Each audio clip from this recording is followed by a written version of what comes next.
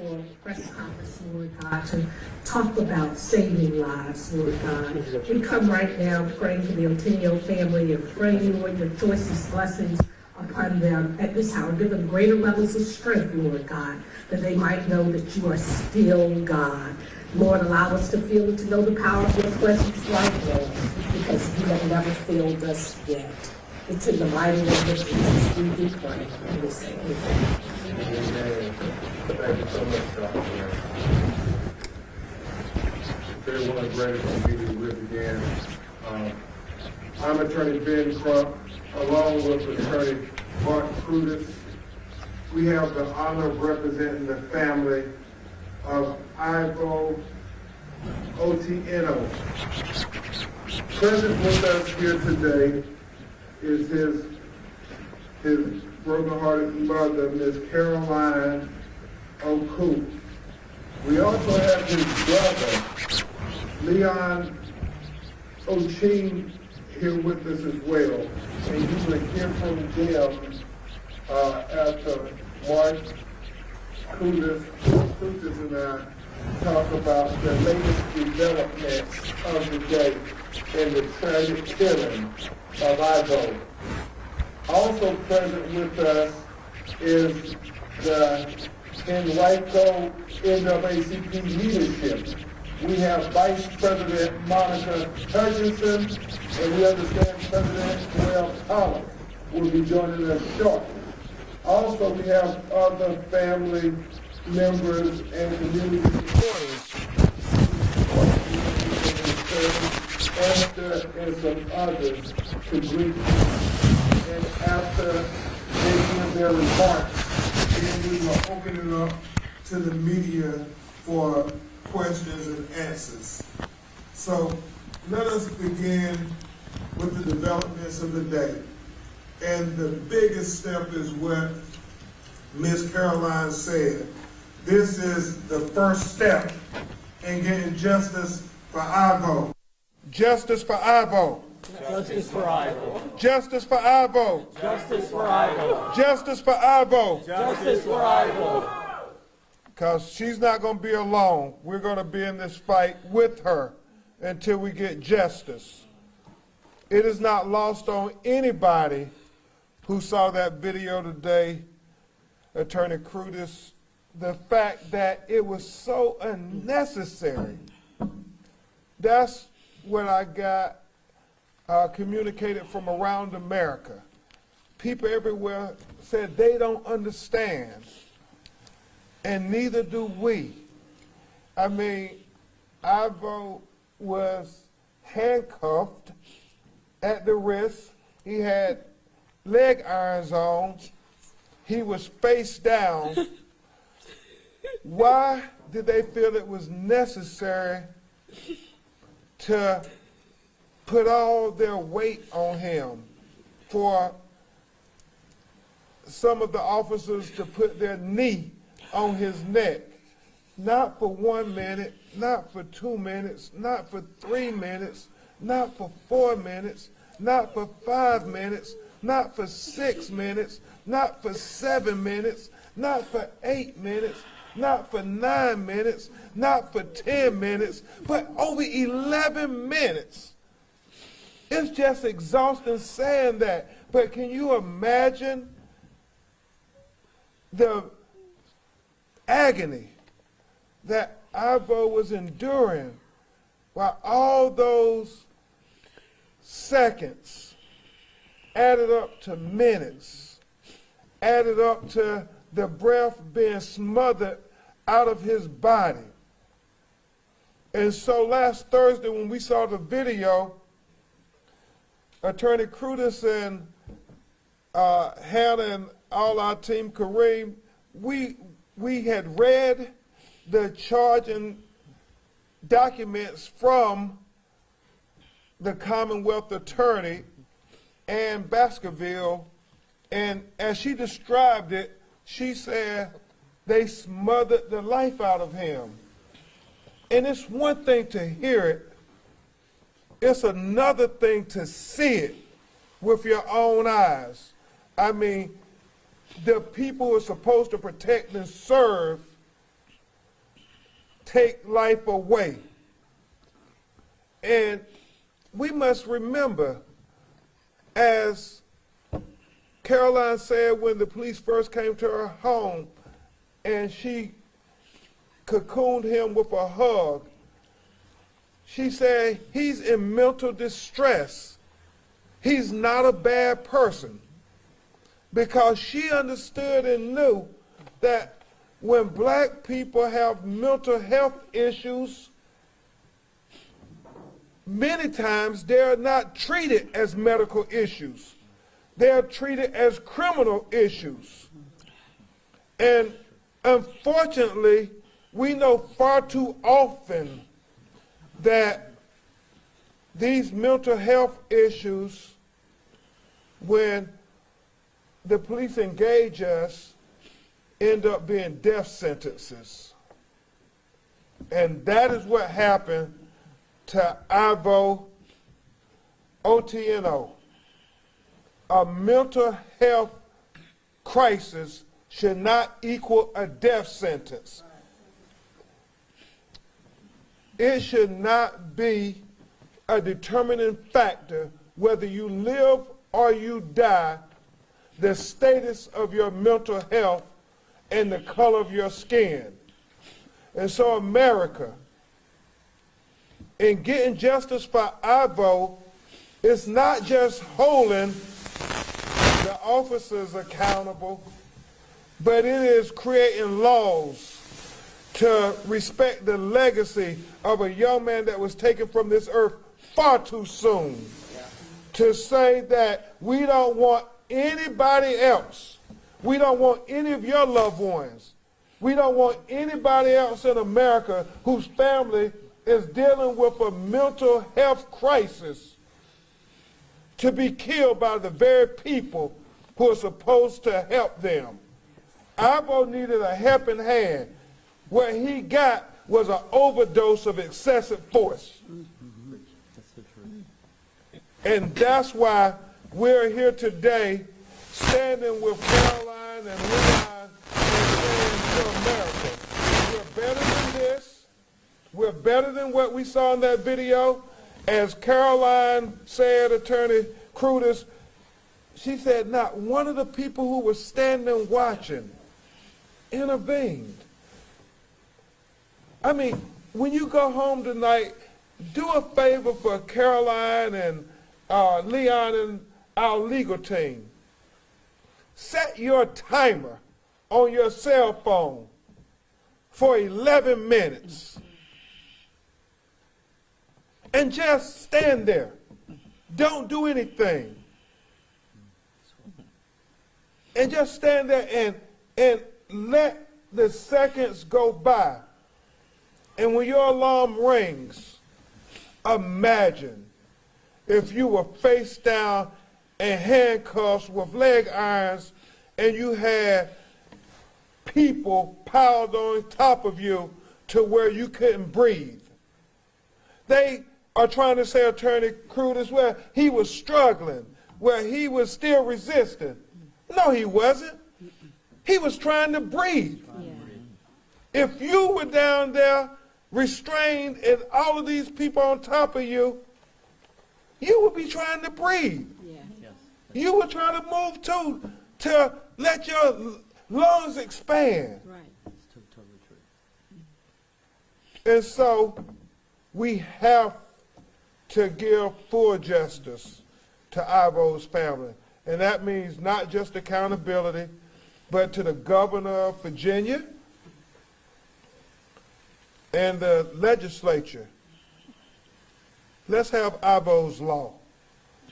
Let's don't have this happen to anybody again in the state of Virginia. If that video isn't enough to motivate you all to do something, God knows what we would have to do to protect those who suffer from mental health. Mm-hmm. And finally, I will say this, because it's not just a local issue anymore. Mm-hmm. It is a national issue, Caroline. And in fact, it is an international issue, because I know people in Kenya and all over the world are watching. Viva. Yes, yes, Viva. yes. And so I understand President Biden had the cast of Ted Lasso, the award-winning television show, to talk about the importance of mental health.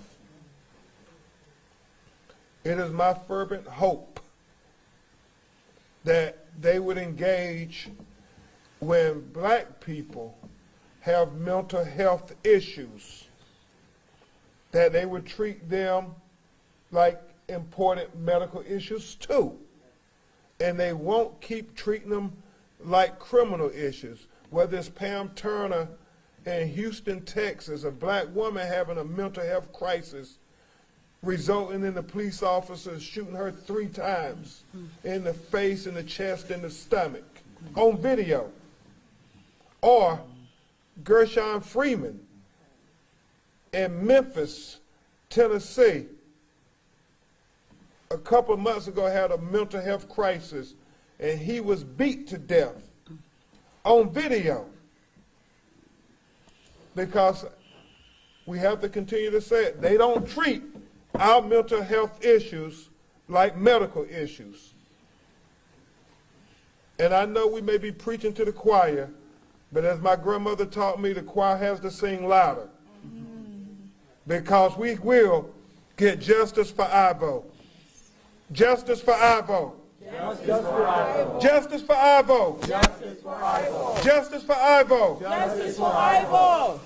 Thank you. And before you hear from Miss Caroline and Leon, I want you to give your undivided attention to a great civil rights lawyer here in Virginia, somebody who I am so proud to work with on this case, who I'm learning a lot from, not just about Virginia law, but about humanity and decency and passion. I want to have you give the charity of all your attention to a great lawyer who's leading the way in this effort, Attorney Mark Krudys. Thank you, Ben. Thank you. Thank you. Thank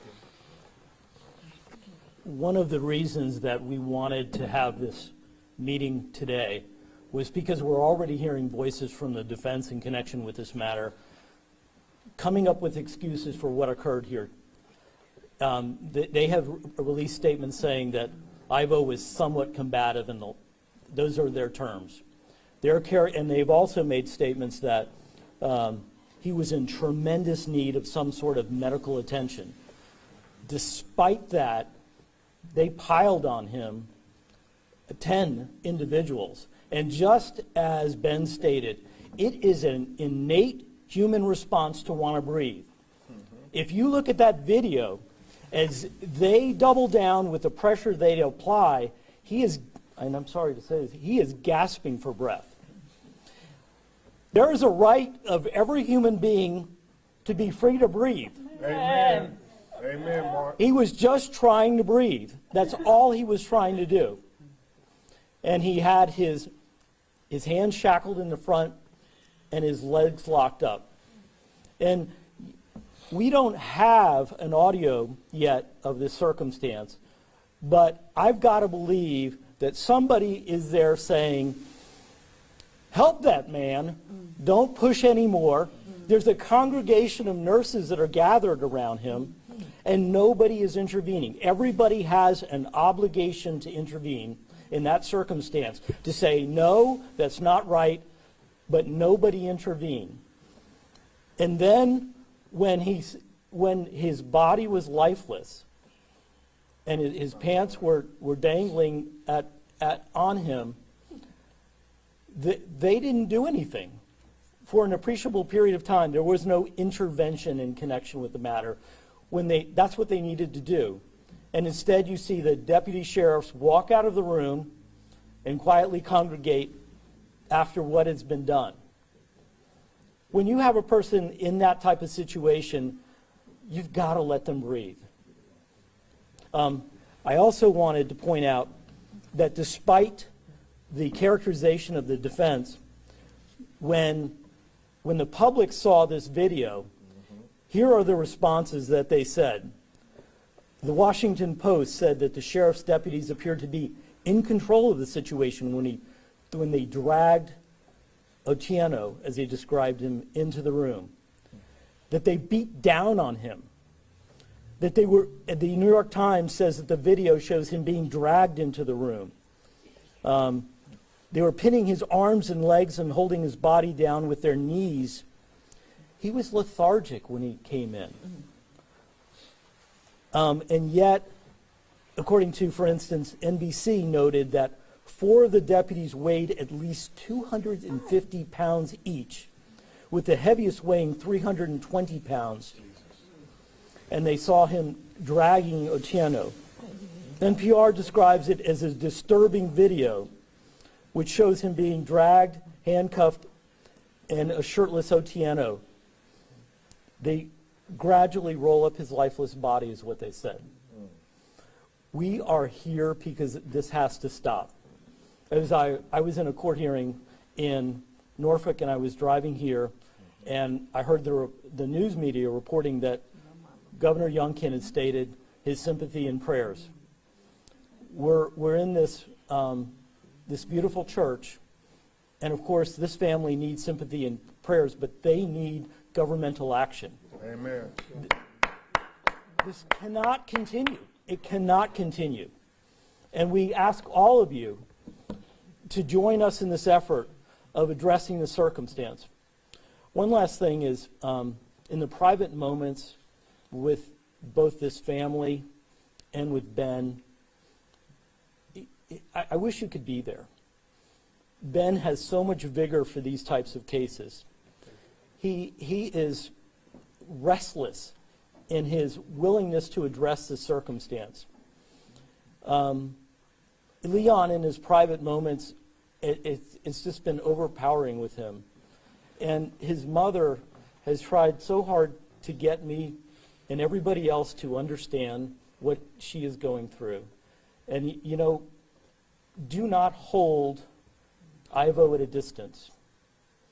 This is very hard to ask you to do this, but imagine your loved one being in the circumstance of Irvo with 10 large individuals holding him down, and then when he continues to gasp for breath, they apply more force until he's dead. And then they stand around and do nothing at that point. This family is remarkable. Thank you so much to this church family for inviting us here today. We look forward to your questions, but please listen closely to the family as they try to share what their experience has been. Thank you. Thank you so much, Mark. And that's important to thank Reverend Dwight C. Jones, the shepherd of this flock, and letting us be in his beautiful cathedral. The funeral will take place at First Baptist of South Richmond as well, the bigger cathedral that he has. And before I bring Miss Caroline up, Attorney Krudys and I will talk a lot about the indictment in the questions and answers. I know you all have several questions about that, and Commonwealth Attorney Ann Baskerville, and seeking justice, equal justice. A lot of prosecutors wouldn't have had the courage to do this, so she should be applauded for doing the right thing. She should absolutely be applauded. And so with that, I give you Ms. Caroline, who's bearing her heart, her whole heart, because as she said, Irvo was her baby. And to have your baby leave this earth before you is something that you can't even express how that feels. So, Ms. Caroline, I know you've given a lot of interviews today, but if you and Leon can come and address the community best you can. Yes. My name is Caroline Ouko. This is my oldest son, Leon Otieno. Irvo was my baby. He was special. He was caring. He was loving. He loved his family and friends. He had a big heart. He was sensitive. He was slow to anger. He took his time. If a friend or a family member wanted to speak to him, he gave you time. He listened. He was a good listener. And he was not quick to drawing conclusions. He also made sure that he analyzed each situation and drew his own conclusions. He was not a follower. He was a leader. But he was a big, tall guy, but just, gentle, He had an infectious smile. Oh, I'll miss his smile. He was handsome. He was a hunk. My baby was handsome. You all know him. Those who know him know. He was the peacemaker of my family. If we got to a point, me and Leon, where we didn't exclude him, if we have a family matter that we want to discuss, I would, speak to my oldest boy first, and then we would bring him in, because we wanted to hear him, He was not the guy that just goes along. Sometimes he went against the grain, and that's good, He brings a different perspective. Right. So that's who my baby was. Leon loved his brother dearly, and Ivo loved him dearly and looked up to him, big bro. But those 9 men, those 9 thugs and a woman, those 10 monsters, those 10 criminals, I was happy to hear that they were indicted. And that is just the beginning step. I hope that with my team beside me, with my friends behind me, with my community behind me, with mothers and fathers who are fearful for what might happen to their children after seeing what happened to Irvo, with young people who are going through mental distress, and the world behind me, we will achieve justice for Irvo Otieno. Amen. Amen.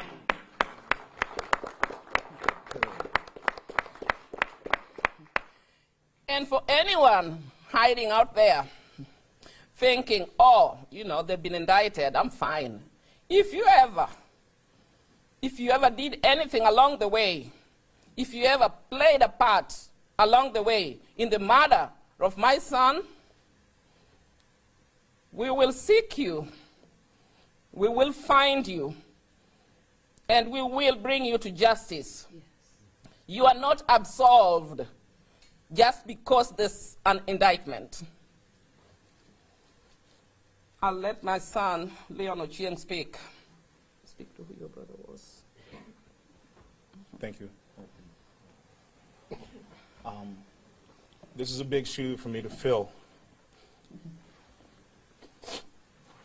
My best friend is not around for me to talk to. But I will say just words from a brother as a son will speak to a lot of parents that I see here in this audience today.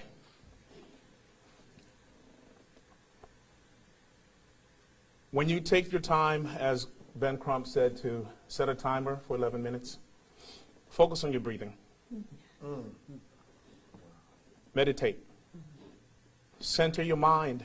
Close your eyes. and just focus on your diaphragm, opening and closing. Wow. The entire time, focus on your breath. Wow. And then when you're done, just imagine what Ivor's body was doing, how hard his heart was working, how hard his lungs were working. I'm no longer angry. I've gotten past anger. I am now tasked with an emotion to connect with the community, to speak with local jurisdictions, to talk to our council people, to be disruptive, but not violent. Be disruptive. Amen. Make it the first thing they look at before they have coffee in the morning.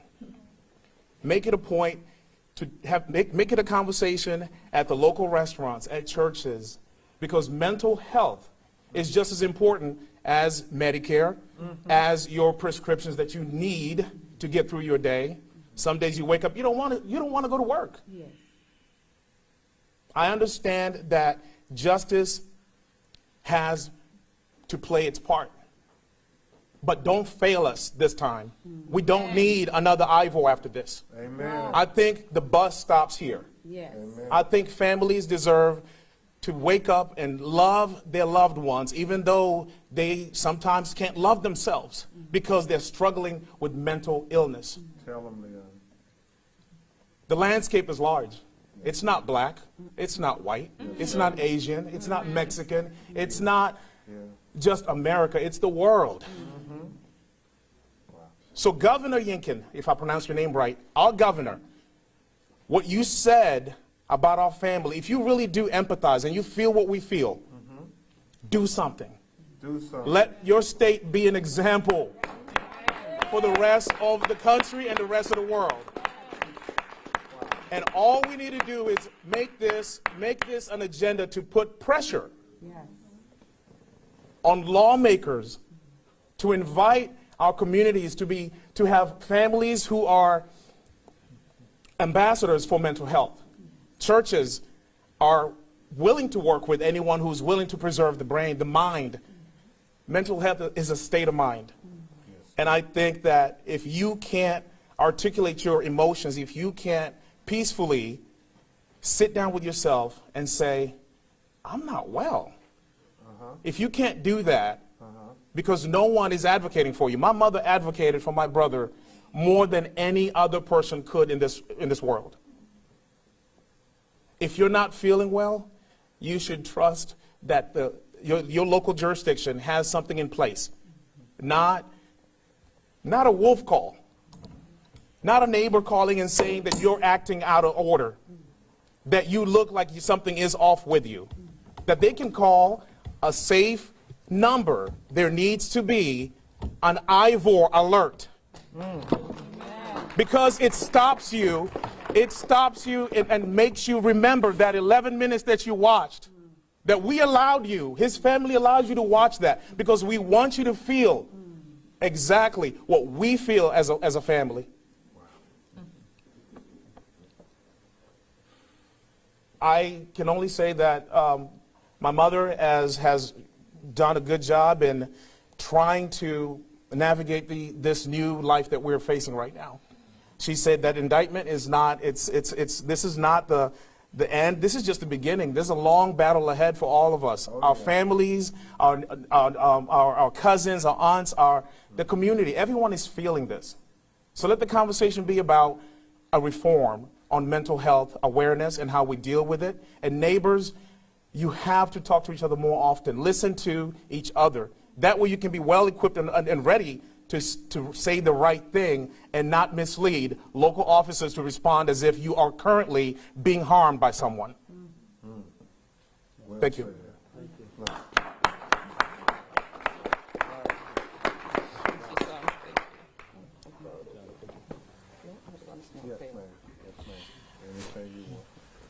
I just want to add one thing, and this is important. It doesn't matter how old your child is. They are still your baby. I was excluded in the process of advocating for my son. At the hospital, I was denied seeing my son. I was right there, Henrico Doctors Hospital. My son was back there. I made 4 attempts to see my baby. They denied me. Eventually, they whisked him through the back of the hospital to jail. What I'm trying to say is, in mental health and mental distress, your child needs you. Yes. Yes, ma'am. Seeing me could have made a big difference in my son. Yes. Yeah, that's true. There's no doubt. I know him. And I know how to talk to him. And I bet he was laying back there, him being my son, but also my protector. He was worried about if his mom was okay after seeing that big presence of law enforcement. So no matter how old our children grow, they are still our children. Yes. And in advocating for changes, there is nobody better to be there than the parent of that child, or the husband of that, lady going through distress.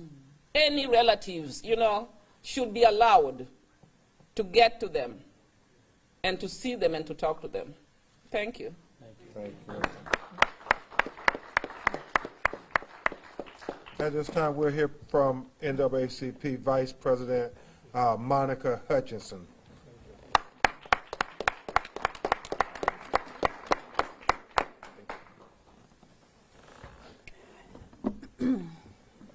First, just want to say we at Henrico NAACP would like to offer our condolences again to the family and friends of Mr. Otieno. A mental health crisis should never be a death sentence, and jail is not, nor has it ever been, the best place for those having a mental health crisis. We must eliminate the use of jail as a response to a mental health crisis and mental illness, and instead work to improve access to community-based crisis centers where individuals can receive immediate support and be connected to services in a safe and supportive space.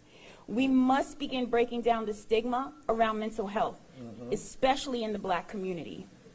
The Henrico NAACP is dedicated to advocating for systemic changes that supports our community needs, because the system as a whole failed Mr. Otieno. No one should be afraid to call for help for their loved one in crisis or themselves. It is extremely important that we, the community, help to lead this charge for changes. We, the community, tell our legislators and elected officials what we, the community, needs. And we all must listen to those directly impacted by mental health. All of those responsible for the death of Mr. Otieno must be held accountable. And the Henrico NAACP is dedicated in this fight against the many injustices that continue to impact our communities. This is the right fight.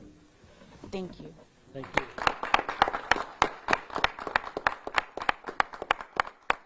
Thank you so much, Vice President Hutchinson, for your leadership. The final speaker you hear from before we go to Q&A is the cousin of Irvo, Miss Esther Thomas.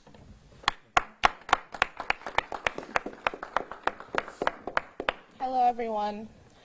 My name is Esther Thomas, and Irvo Otieno was my cousin. More than that, he was a beautiful person. He was a human being who was deserving of reverence and respect. Right now, seeing our family go through this, you see these things on television over the last few years, and you have conversations with your family members about what could happen. What could happen if that was them? But you would never imagine that it would be them, right here, where you grew up. Irvo and I grew up together. When he and Auntie Caroline and Leon came to the United States, he became my best buddy. I am only 1 year older than him, and he was just from a child. He was truly someone who was loving, who was caring. And I want to say that through his violent death at the hands of people who should have protected him and cared for him, that his light has not been dimmed. They tried to dim his light, but he shines even brighter. And we don't understand why things happen how they do, but God's purpose is greater. Ivo wanted to be great. He was already great, despite a diagnosis of a mental health condition. That is not what defined him. He was a human being who was full of life, who had a moment that he had an exacerbation. Just like someone who has asthma, just like someone who has heart failure, you go and you seek extra support and extra help in order to come back home, in order to live.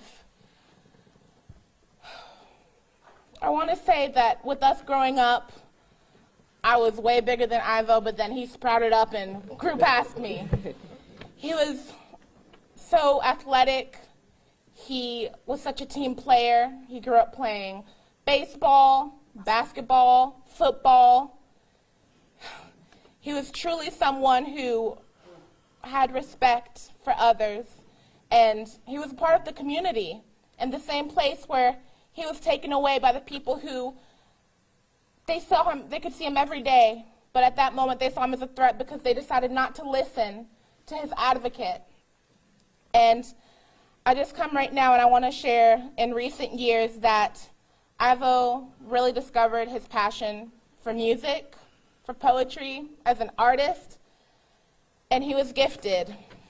I was listening the other day to his song, and I ended up typing out the lyrics because I didn't see them, and I wanted to share them. I wanted to share a few words from him. This song is called Can't Wait by Irvo Otieno, also known as Young Vo. He said, by the time it's said and done, I'm going to have a lot to be said. He said, looking at the future, sometimes it's looking dark and it's looking gloomy. I don't know if I'm going to make it. I don't know. But I'm praying to God, and you know, I be living anxious. I don't know what happened. I don't know what happened to love. I don't know what happened to friendship. He said, I had to do this by myself. He had to go out by himself. They didn't believe that he would make it, looking at him when he was 22. Looking back at his life, he doesn't know where he would be if it wasn't for the ones that were closest to him. So he keeps it real with the ones around him, and he just loves everyone around him to surround him. And everything has got to be for a reason. He says, I ain't worried about other stuff. I'm leaving it in the past. I'm moving forward to that 23 around the corner. He's ready to run it up and touch all the borders. He's going side to side, from coast to coast. Ivo shared, and he blessed me with the work of an achiever. I told my mama I would never leave her. We would make it and take it to a new place one day.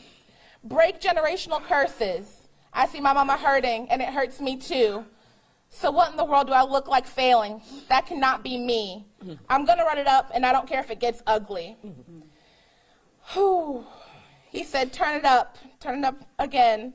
Listen to the kid, turn it up. He said, I can tell the truth, I don't know the same about you. My life's been crazy, and you've seen it. You've witnessed it. I've been under a microscope since I was a kid. Trying to take it to the top.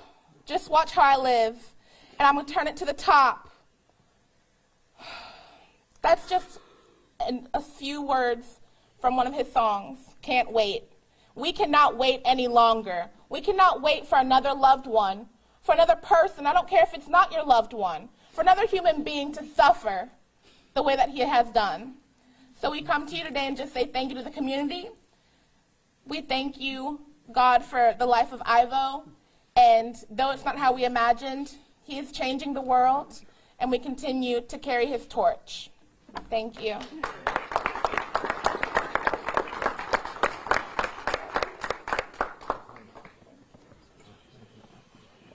So if Mark could join me and Caroline and Leon, we're going to try to take your questions Vince, I may turn to you for some direction with Virginia, but yes, sir. Mr. Crump, Mr. Crudys, Bill Atkinson, Progress Index, Petersburg. Ann Baskerville had shared with me that she was waffling about releasing the jail video because of the content of it, and she wanted to basically preserve Irvo's dignity by not showing it. Then she said, as things develop, she may. Today in court, the judge denied the gag order, but he agreed to the order to withhold the dissemination of any information / evidence.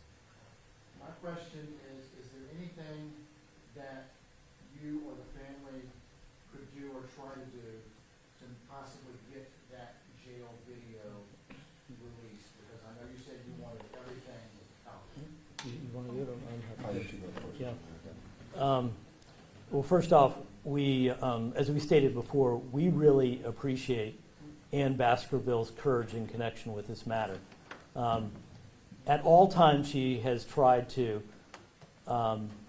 weigh the interests of the public's right to know, and at the same time, the family's concern for this video going out and being shown to the public. The one at Central State has already come out, and you probably understand how that unfolded.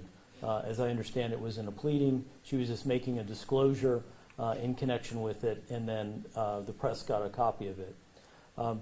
Our goal in connection with this matter is for the truth, the full truth, to come out in connection with it. Mm-hmm. We haven't determined how active we want to be in the pursuit of getting that video out, but this family will have a right to that video. They have seen what has happened at the Henrico jail, and as we described in the press conference, it is horrific. And it's a subhuman treatment of a person. We're going to watch the criminal process play out and then make decisions with regard to it. But thank you for your question. And you're correct. I was very clear and unambiguous. I believe in transparency for reasons that go beyond the law. As Mark and I have often talked, you try to balance the respect for the law, but we understand the reality of American society.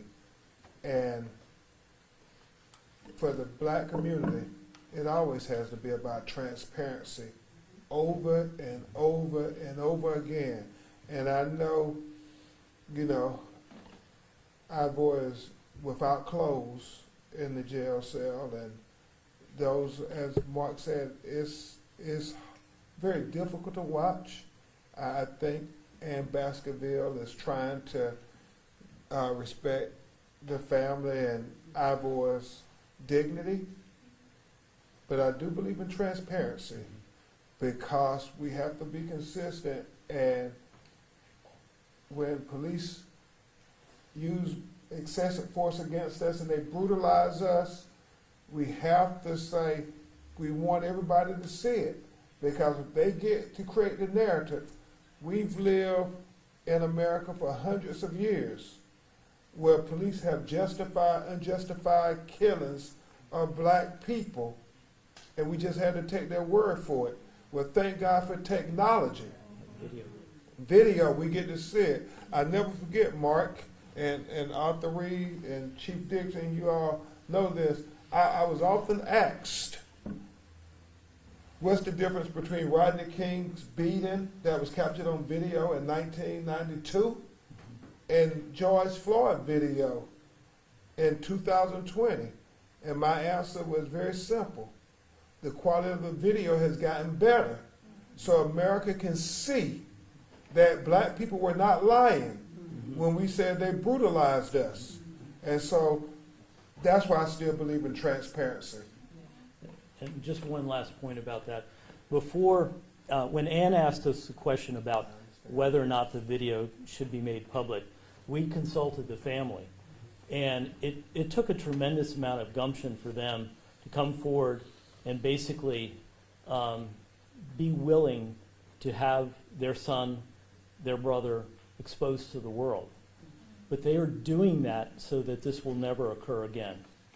And this gentleman is standing next to me. He's devoted his life to that pursuit. Next question.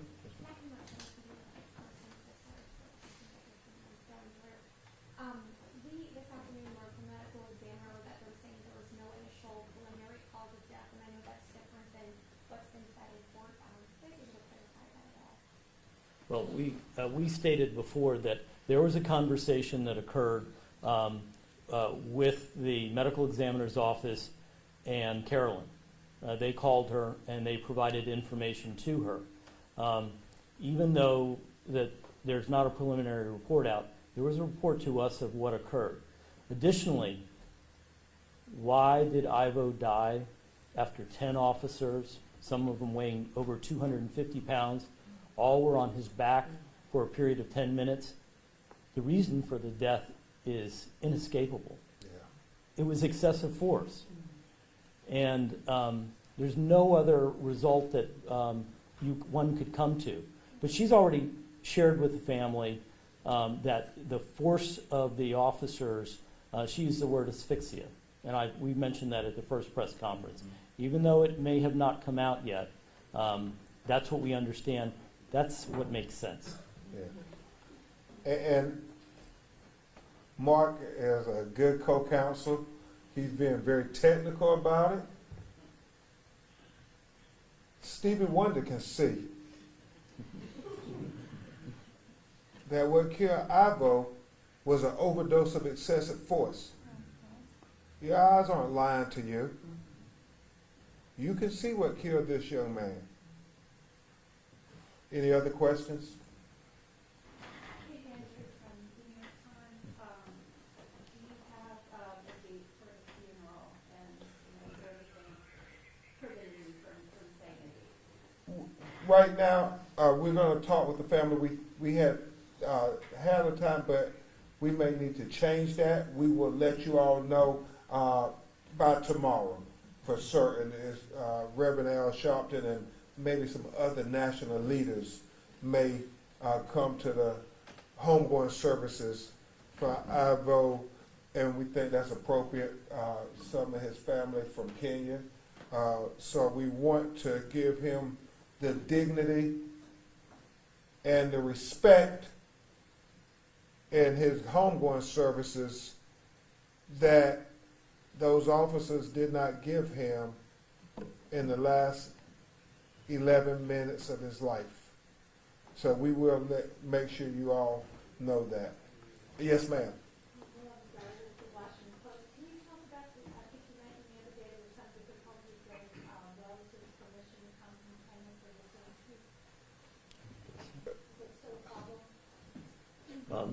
I don't know if there's been a problem. What we did was immediately sent a letter to the Kenyan embassy in D.C.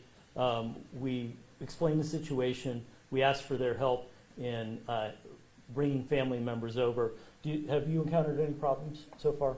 Not so far. And I know Congressman Bobby Scott here in Virginia has graciously offered assistance as well. Any other questions? Yes, ma'am. Yes, sir. Is there any body camera footage from any interactions between the police and Irvo and You know, Thayer and Mark can speak to this too, because we kind of thought, where's the body cam video? You know, taxpayers pay all this money for body cam video for transparency where we can see and hear what's happening. And so that is a very important question that we don't know the answer to, but you can best believe Mark's office and our office are going to continue to ask questions about that. And Mark, I don't know if you got it. Yeah, there were two departments involved. Henrico Police initially, well actually three, also Central State. We understand Henrico Police do wear body camera. So the initial encounter on the 3rd, there should be some body camera video of that. There may be other camera video that's relevant, for instance, the drive to Central State and the like. At Central State and also at the Henrico Jail, we understand that those officers were not wearing body camera, and that's why we have the video shot from a place in the room with no audio component with it. Yeah. There's a question in the back.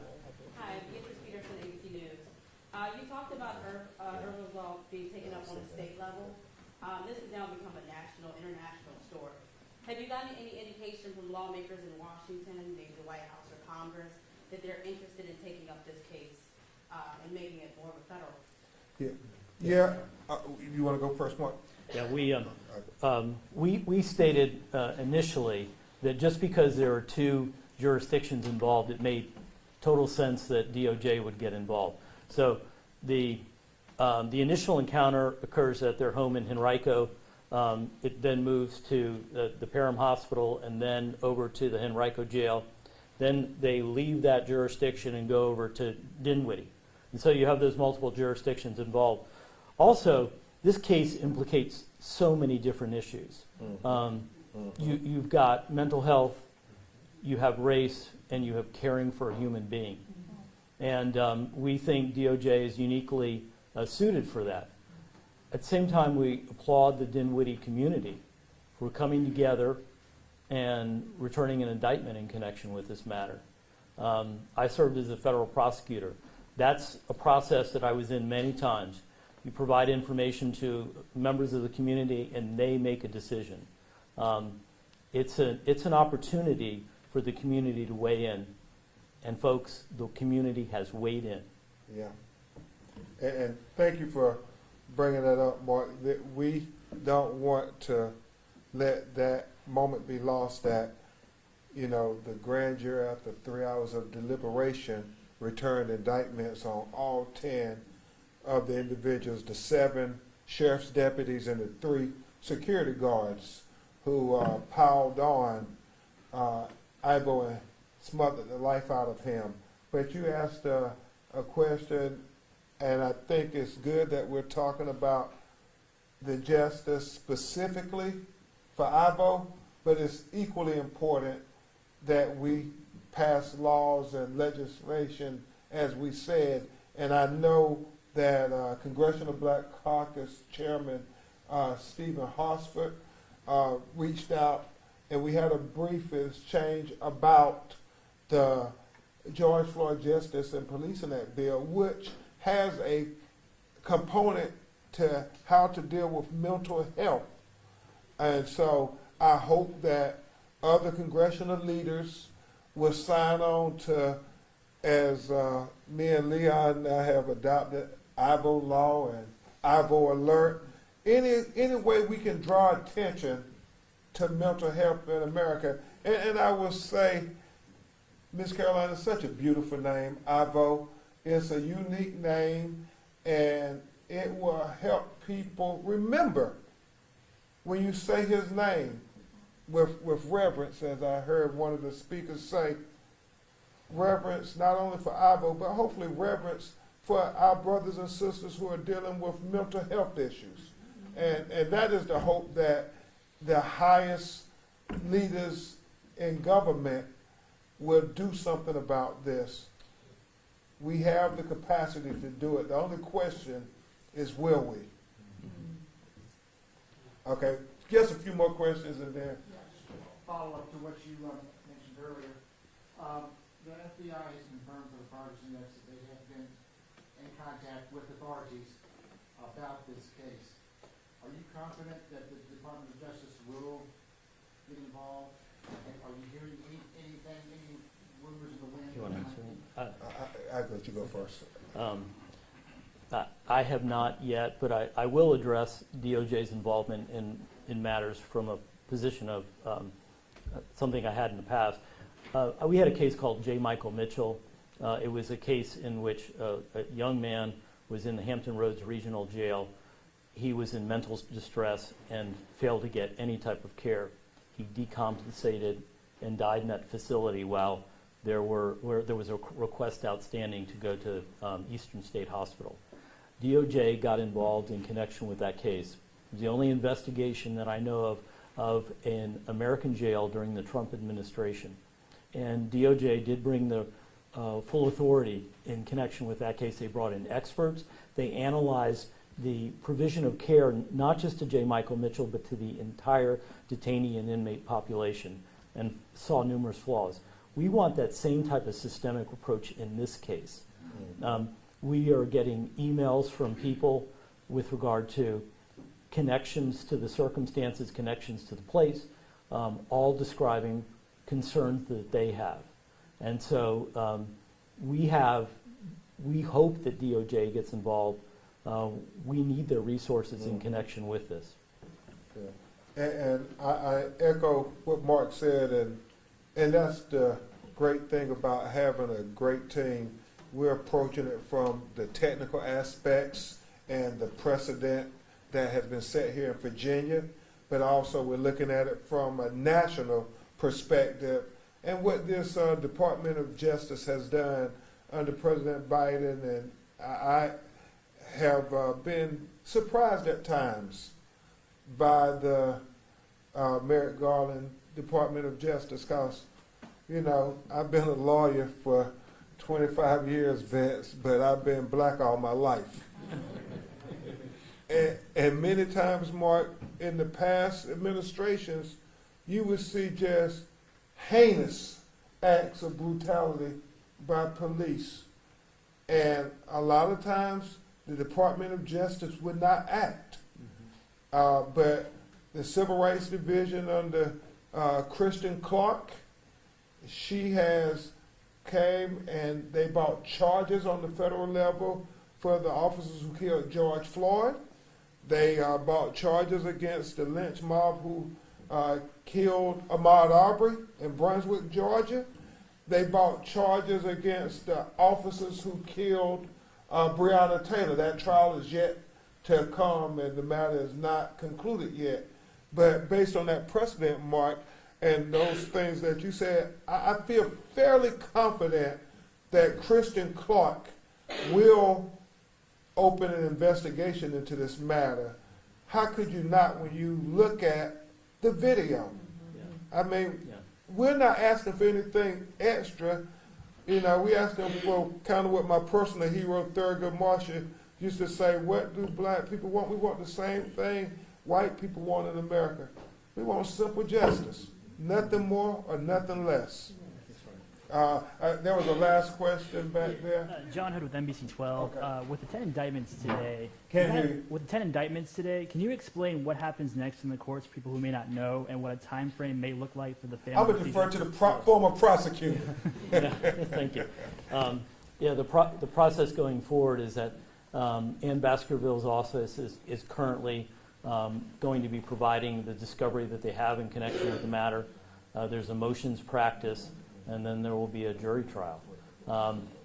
It will unfold over a period of time.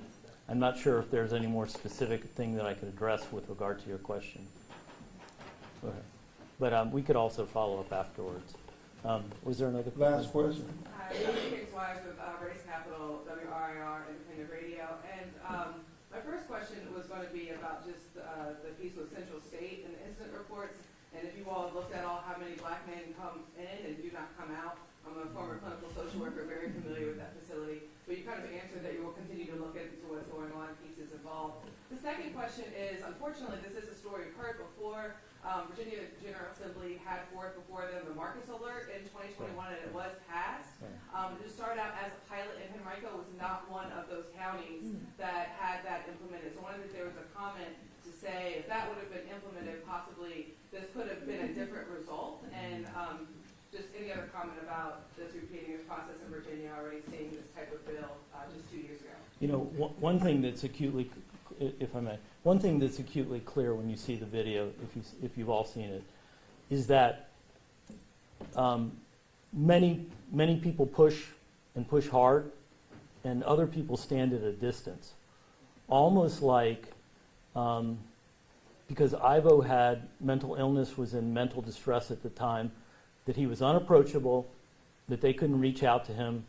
I tell you, I'm equally bothered by the officers pushing hard down at Central State. I'm equally bothered by the fact that the nurses and the other individuals just stood there and watched. Stood there and watched. Our goal in connection with this matter is that no one stands and watches again. Yeah. And no, that's a great question. Sister, one thing I do think, if the Marcus alert would have been in place, that it quite possibly could have prevented Irvo's demise. Just as I believe if the George Floyd Justice and Policing Act was passed by the Congress, it could have prevented this tragedy. And you only wonder how many more pieces of evidence we have to give to not only the Virginia legislature, but to the United States Congress to say, it's time we act. I mean, how many more exhibits do we have to give you? How many more videos do we have to give you, America, before you say we must act? I guess one of the appropriate ways to end the press conference is to quote the great civil rights icon Ella Baker, who said, you know, until white mothers cry just as hard for little black boys who are killed unjustly by the police as they would for their own, I don't know if anything else is going to change in America. And so we need everybody to care about Irvo, because Irvo could be your child too.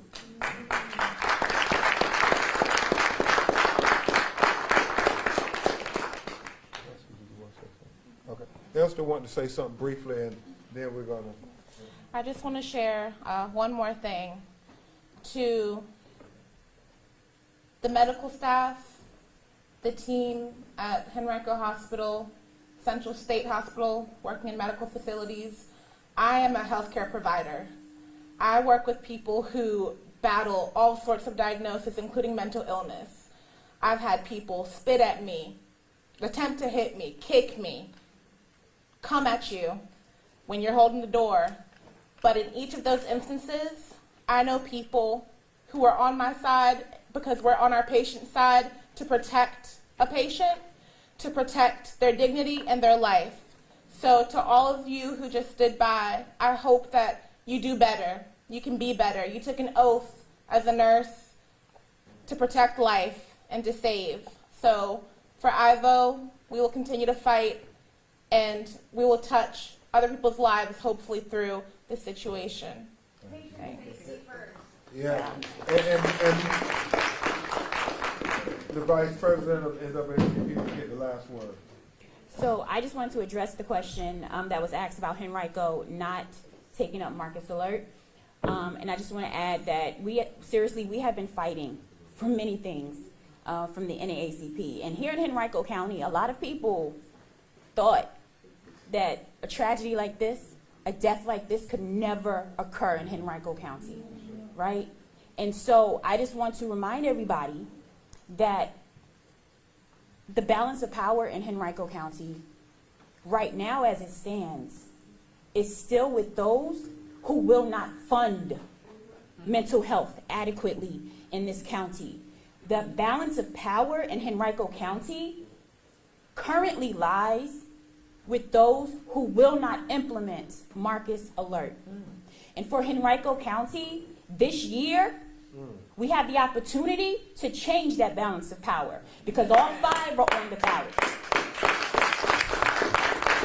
So join us in that fight. Like I said, this is the right fight, and we're in it for the long haul. Thank you. Thank you, Mike. Thank you all. We'll keep you updated.